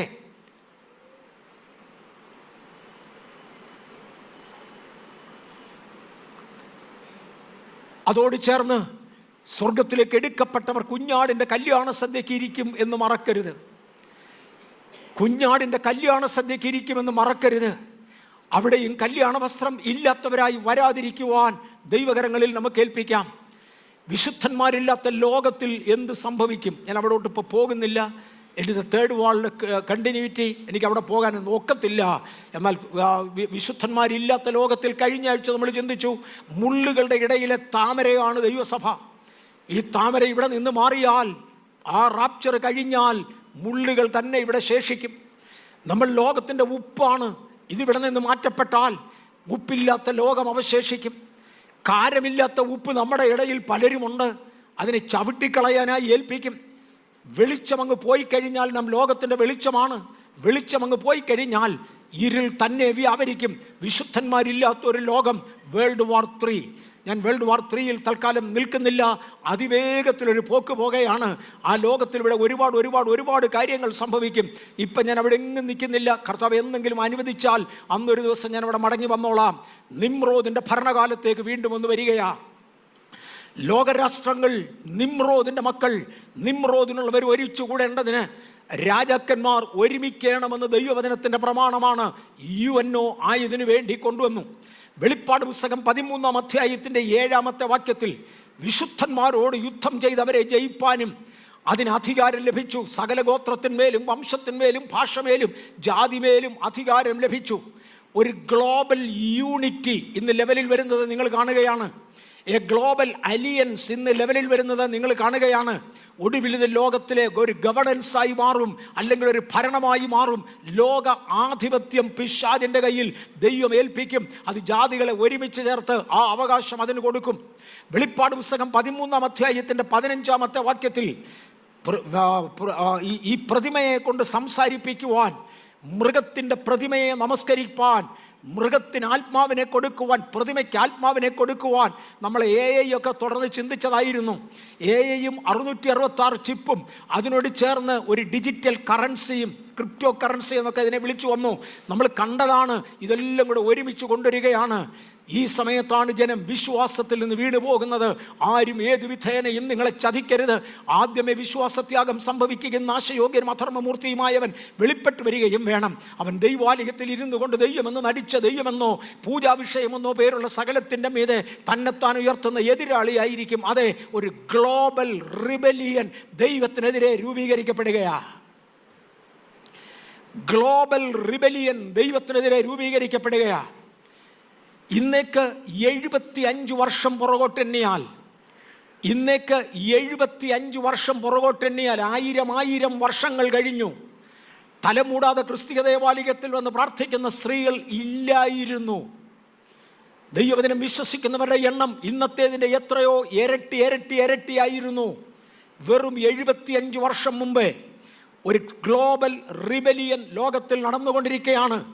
കീറിയ പാൻറ്റും ഷർട്ടും വസ്ത്രങ്ങളും ധരിക്കുന്നത് ലജ്ജയായി ലോകം കണക്കാക്കിയിരുന്നെങ്കിൽ, ലജ്ജയായി ഇതിൽ മാനം തുടങ്ങിയിട്ട് 50 വർഷങ്ങൾക്ക് താഴെയായിട്ടുള്ളൂ. മേ ബി 25 വർഷമേ ആയിട്ടുള്ളൂ.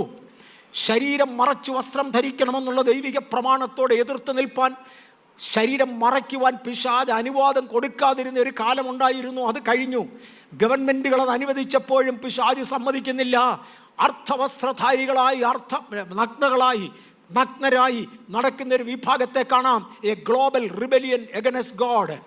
1 തീമോത്തിയോസ് 5:6 കാമുകിയായവളോ ജീവിച്ചിരിക്കയിൽ തന്നെ ചത്തവൾ.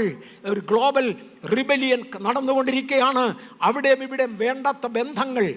1 തീമോത്തിയോസ് 5:12 ആദ്യ വിശ്വാസം തള്ളുകയാൽ അവർക്ക് ശിക്ഷാവിധിയുണ്ട്. പണ്ട് ആഭരണങ്ങൾ എടുത്തു മാറ്റിയവർ രണ്ടാമതെടുത്തിട്ടാൽ അവർ പറയും ഒരു കുഴപ്പമില്ലെന്ന്, നിനക്ക് കുഴപ്പമില്ല. പക്ഷെ ബൈബിൾ പറയുന്നു അവർ ശിക്ഷിക്കപ്പെടാതെ പോകയില്ല. ആദ്യ വിശ്വാസം തള്ളുകയാൽ അവർക്ക് ശിക്ഷാവിധിയുണ്ട്. 2 തീമോത്തിയോസ് 3:1-5 വരെ നമ്മൾ വായിച്ചു കേട്ടു. അന്ത്യകാലത്ത് ദുർഘട സമയങ്ങൾ വരുമെന്നറിയുക. മനുഷ്യൻ സ്വസ്നേഹികളും വമ്പ് പറയുന്നവരും ദ്രവ്യാഗ്രഹികളുമായി മാറും. But what you should do, promote a sound doctrine. പത്യോപദേശം പ്രചരിപ്പിക്കുക. ജാതികളുടെ അന്ത്യകാലത്ത് ജാതികൾ ഒന്നായി ചേരും. 7 തലയും 10 കൊമ്പുമുള്ള ഒരു മൃഗത്തെ തെണ്ടി ചിത്രത്തിൻ്റെ ഇടത്തെ കോർണറിൽ താഴെ ഞാൻ കാണിച്ചിട്ടുണ്ട്. അതിൻ്റെ മേൽ ഒരു സ്ത്രീ ഇരിക്കുന്നത് ബോട്ടം റൈറ്റ് കോർണറിൽ കാണിച്ചു. ആ സ്ത്രീയെ തന്നെ ടോപ്പ് റൈറ്റ് കോർണറിൽ കാണിച്ചു.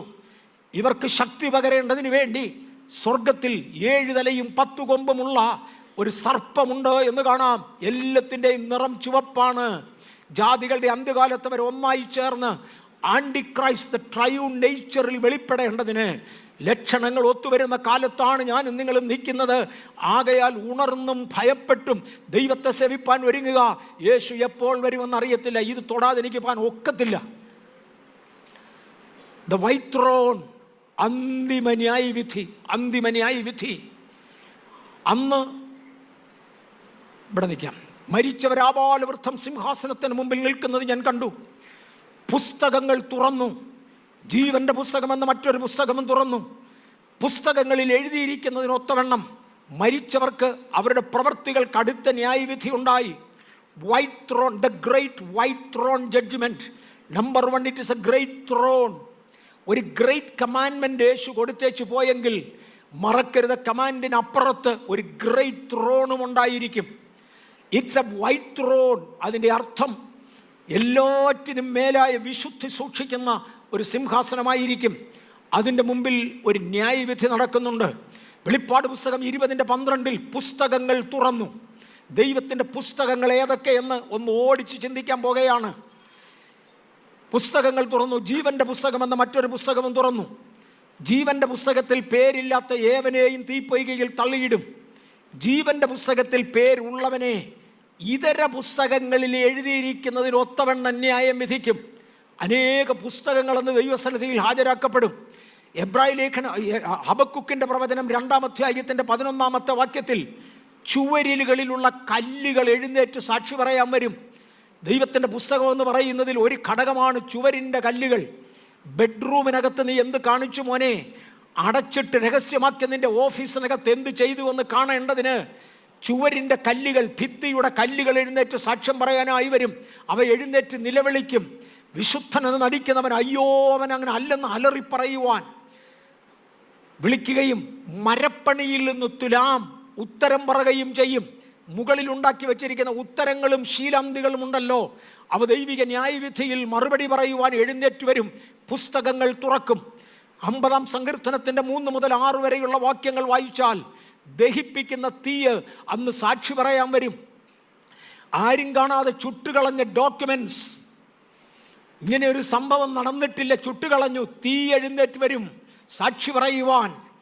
കൊടുങ്കാറ്റ് എഴുന്നേറ്റ് വരും സാക്ഷി പറയുവാൻ. ആകാശത്തെയും ഭൂമിയെയും ദൈവം സാക്ഷികളായി വിളിച്ചു നിർത്തും. വിശുദ്ധന്മാരെ തിരുസന്നിധിയിൽ കൂട്ടി ഒരു ന്യായവിധി നടക്കും. 50-ാം സങ്കീർത്തനം പറയുകയാണ്, നീ ജീവനോടിരുന്ന കാലത്ത് കള്ളനെ കണ്ടാൽ അവനോട് കൂട്ടുപിടിച്ചവനല്ലേ? വ്യഭിചാരിണിയെ കണ്ടാൽ രസിച്ചവനല്ലേ? നിന്നെ ന്യായം വിധിക്കുവാൻ വേണ്ടി വരുന്ന ഒരു ദിവസമുണ്ട്, ഇത് മറക്കരുത്.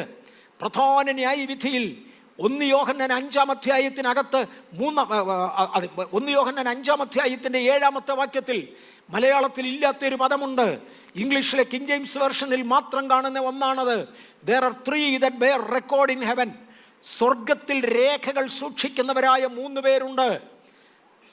പിതാവ്, പുത്രൻ, പരിശുദ്ധാത്മാവ്. ഇത് 3ഉം ചേർന്നാൽ ഒന്നത്രേ. ഈ വാക്യം മലയാള വേദപുസ്തകത്തിൽ ഇല്ല.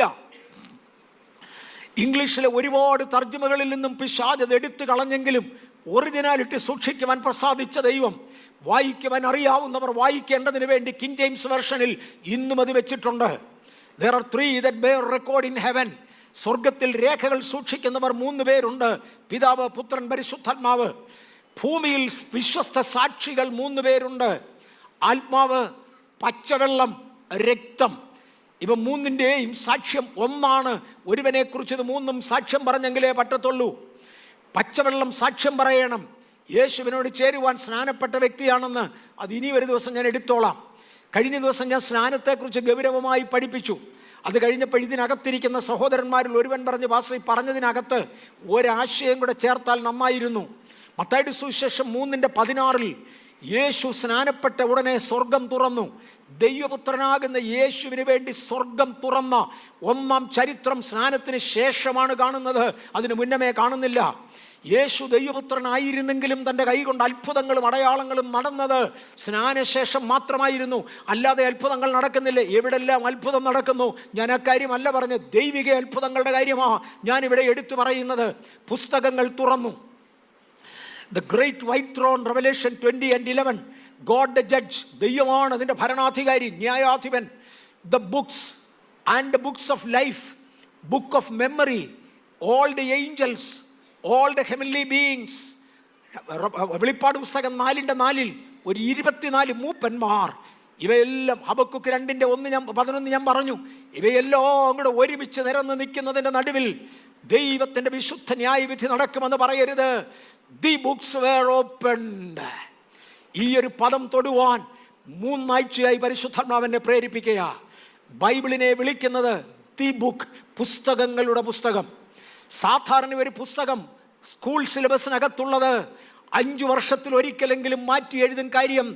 അന്നില്ലാത്ത ചില പുതിയ കാര്യങ്ങൾ കണ്ടുപിടിച്ചു. മോനെ, അന്ത്യകാലം വരെ സംഭവിക്കുന്ന പൈശാചിക പ്രവണതകൾ അറിയാവുന്ന ബൈബിൾ അത് ഒരിക്കൽ എഴുതി വെച്ചതിനാൽ, പണ്ടൊക്കെ അങ്ങനെ ആയിരുന്നു, ഇപ്പോൾ അങ്ങനെ അല്ലെന്ന് പറയുന്ന പിശാചേ, ശ്രദ്ധിച്ചു കേട്ടോ. This is the book. ഈ പുസ്തകത്തിനകത്ത് എഴുതേണ്ടത് എഴുതിയിട്ടുണ്ട്. It is the book. 2, പുസ്തകങ്ങൾക്കകത്ത് ലാംഗ്വേജ് ചേഞ്ച് ചെയ്യാറുണ്ട്. കാര്യം അന്നന്നത്തെ ഭാഷ. പക്ഷെ നിങ്ങൾക്കറിയാമോ, വേദപുസ്തകം എഴുതിയിരിക്കുന്ന ഭാഷ, വേദപുസ്തകം തന്നെയല്ല, ഇതര മതഗ്രന്ഥങ്ങളിലും ചിലതങ്ങനെയുണ്ട്. ഭാഷയെ ഫ്രീസ് ചെയ്ത് കൊന്ന ശേഷം അതിനകത്തെ ഒരു വാക്കിൻ്റെ പോലും അർത്ഥം മാറാത്ത ഭാഗത്തിലതാക്കി അതിനുശേഷമാണ് ബൈബിൾ എഴുതുവാൻ ഗ്രീക്കും എബ്രായും ഉപയോഗിച്ചത്. കാലത്തിൻ്റെ പോക്കിൽ ഒരാശയത്തിന് പോലും വ്യത്യാസം വരത്തില്ല. This is the book. ആ പുസ്തകമാണ് ഒന്നാമതായി തുറക്കുന്നത്. The textbook need a timely change because of information, lifestyle and the world around keep changing. Lifestyle change ചെയ്തുകൊണ്ടിരിക്കും. ക്രിസ്ത്യാനിക്ക് ചേഞ്ച് ചെയ്യത്തില്ല. കാര്യം it is from the book. ആകയാൽ ചേഞ്ച് ചെയ്യുന്നില്ല. For it contain every need and every information for every generation. ഇതിൻ പ്രകാരം പോകാത്തവർക്ക് വേണ്ടി വരുന്നുണ്ട് ഒരു മഹാന്യായവിധി. ആ കാര്യം മറക്കരുത്. ഒരു മഹാന്യായവിധി വരുന്നുണ്ട്. ആ അഗ്നിയിൽ കിടന്ന് വെന്തെരിയുന്നതിന് മുന്നമേ ദൈവത്തിന് വേണ്ടി വേർതിരിയുവാൻ ദൈവസഭ തയ്യാറാകട്ടെ, ദൈവസഭ തയ്യാറാകട്ടെ. പണ്ടുകാലം മുതൽ ജീവിച്ചിരുന്ന മഹാമനസ്കന്മാരെ മൊത്തം ഇങ്ങോട്ട് വിളിച്ചു കൂട്ടിയേച്ച് പറഞ്ഞു, മാറ്റമില്ലാത്ത എൻ്റെ വചനം ഇന്നും നിലനിൽക്കുന്നതാണ്. ഞാൻ ഇവരെ ആരെയും കുറിച്ച് വിശദീകരിക്കുന്നില്ല. യഹൂദനെ കഷ്ടപ്പെടുത്തുകയും ക്രിസ്ത്യാനിയെ സിംഹങ്ങളുടെ ഗുഹയിൽ ഇട്ടുകളയുകയും ചെയ്ത മഹാരഥന്മാരെ വരിക, ന്യായവിധിക്ക് തയ്യാറായി വരിക. സംഭവങ്ങൾ മുഴുവനും എഴുതിയിട്ടുണ്ട്. പെന്തക്കോസ്തുകാരനെ കളിയാക്കുന്ന, മേലാൽ സ്റ്റേജുകളിൽ കേറ്റരുതെന്ന് പറയുന്ന ന്യായപ്രമാണ വിദഗ്ധന്മാരെയും അന്ത്യകാലത്തെ പരീശന്മാരെയും മഹാപുരോഹിതന്മാരെയും വരെ ന്യായം വിധിക്കുന്ന ദൈവത്തിന് ദിവസമുണ്ട് എന്ന് മറക്കരുത്. പുസ്തകങ്ങൾ തുറന്നു. അവനവൻ്റെ സമ്പ്രദായത്തിനൊത്തവണ്ണമല്ല, സഭകളുടെ മര്യാദയ്ക്കൊത്തവണ്ണമല്ല, കമ്മിറ്റികളുടെ തീരുമാനത്തിനൊത്തവണ്ണമല്ല, ബോർഡുകളുടെ ആശയപ്രകാരമല്ല, വചനപ്രകാരം ന്യായം വിധിക്കുന്ന ദൈവിക ന്യായവിധിയെ നേരിടുവാൻ ദൈവസഭ തയ്യാറാകട്ടെ. അനീതി ചെയ്യുന്നവൻ ഇനിയും അനീതി ചെയ്യട്ടെ, അഴുക്കുള്ളവൻ ഇനിയും അഴുക്കായിരിക്കട്ടെ, നീതിമാൻ ഇനിയും നീതി ചെയ്യട്ടെ, വിശുദ്ധൻ ഇനിയും തന്നെ വിശുദ്ധീകരിക്കട്ടെ. ക്രിസ്തുവിൻ്റെ മുൻപിൽ വന്നു നിൽക്കുവാൻ കർത്താവ് നമ്മെ ഒരുക്കട്ടെ. കർത്താവിന് നന്ദിയോടെ സ്തോത്രം. ഞാൻ തൽക്കാലത്തേക്ക് ഇവിടെ നിർത്തുകയാണ്. വേൾഡ് വാർ 3 ഞാൻ കംപ്ലീറ്റ്ലി തൊട്ടില്ല. മറ്റൊരവസരം